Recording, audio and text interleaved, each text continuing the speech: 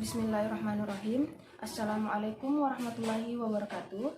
Perkenalkan, nama saya Nur Hairunisa dari kampus IAIN Palopo, jurusan Bimbingan dan Konseling Islam semester 6. Saya akan menjelaskan tentang teknik-teknik konseling individual, di mana di dalam teknik-teknik konseling individual ada yang dinamakan dengan teknik attending atau perhatian atau menghampiri klien, di mana di dalam teknik attending sebagai seorang konselor harus memusatkan perhatiannya kepada klien sehingga klien merasa nyaman dan merasa dihormati. Yang harus diperhatikan dalam teknik attending yaitu posisi badan termasuk gestur badan dan mimik wajah. Kemudian responsif dengan menggunakan bagian wajah seperti tersenyum dengan spontan dan anggukan kepala sebagai tanda persetujuan dan kerutkan dahi tanda tidak mengerti. Kemudian, jangan sekali-kali melakukan hal ini, yaitu membungkuk dan menunduk di hadapan klien, duduk dengan sangat kaku, gelisah atau tidak tenang, sama sekali tidak menunjukkan gerak isyarat, wajah yang tidak menunjukkan perasaan, dan terlalu banyak tersenyum, anggukan kepala, dan kerutan dahi yang tidak berarti. Kemudian teknik yang kedua yaitu teknik opening, di mana dalam hal ini dapat berupa menyambut kehadiran klien atau membicarakan sesuatu yang netral dan membicarakan hal-hal lainnya. Bentuk teknik opening ada yang disebut dengan penyambutan verbal dan penyambutan nonverbal.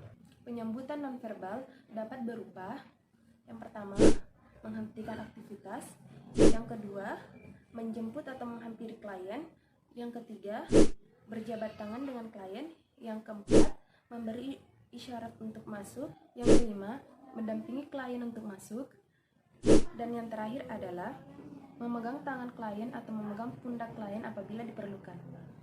Kemudian penyambutan verbal yaitu yang pertama, memberi salam atau menjawab salam, yang kedua, menyebut nama, yang ketiga, pujian atas kedatangan konseli, yang keempat, menanyakan kabar, dan yang terakhir, mempersilahkan untuk memilih tempat duduk.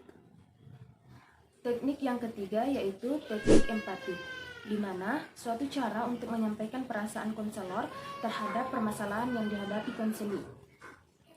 Konselor seperti ikut merasakan permasalahan yang dihadapi oleh konseli. Teknik yang keempat adalah teknik pengulangan, yaitu teknik yang digunakan oleh konselor untuk mengulang kembali atau menyampaikan kembali hal-hal yang dianggap penting untuk diungkapkan kembali oleh klien. Teknik yang kelima adalah teknik refleksi. Teknik refleksi adalah teknik yang digunakan oleh konselor untuk memantulkan perasaan atau sikap yang terkandung di balik pernyataan konseli.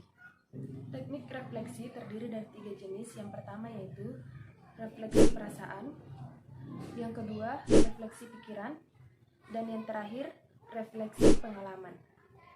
Teknik yang keenam adalah teknik klarifikasi, yaitu teknik yang digunakan oleh konselor untuk mengungkapkan kembali isi pernyataan klien dengan menggunakan kata-kata yang baru dan segar, contohnya pada dasarnya, pada misalnya, dan lain sebagainya. Teknik yang ketujuh adalah teknik paraphrasing, yaitu teknik yang digunakan oleh konselor untuk menangkap pesan tersirat yang disampaikan oleh konselor.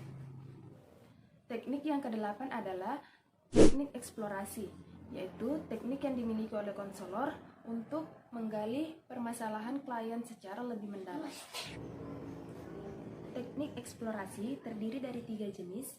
Yang pertama yaitu eksplorasi pikiran, yang kedua eksplorasi perasaan, dan yang ketiga eksplorasi pengalaman.